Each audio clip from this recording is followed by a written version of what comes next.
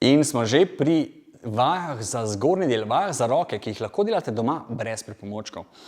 In bom začel z najlažjo. S tisto, kar morate vsi znati. Z vajami aktivacije rok in ramen. Torej, ne uporabljati vratu, pač pa ramena. Dajte najprej delati takole krogce.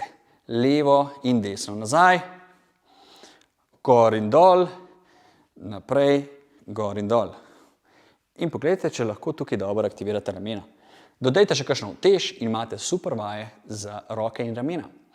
Potem pa, če gremo na malček težji nivo, boste imeli takole vajo, ki jaz rečem prijazna skleca. Skleca, ki je prijazna. Torej, spoznali smo že, da skleco lahko delate na pultih na neki višini, ki ni toliko zahtevna. No, lahko jo delate tudi na tleh, ampak dajte takole v lažji položaj, trebušne mišice malček stisnete in se takole postavite dol in gor. Vidite, več teže boste imeli nazaj na kolenih, manj teže bo treba rokam premagati. Tako da bo lahko vaja izvedljiva tudi za tiste, ki niste toliko vešči sklec. Kar naredite 10 do 20 ponovitev in 2 do 3 serije takole tele vajce. Ok, naslednja vaja za roke, imamo pa takole na komolcih.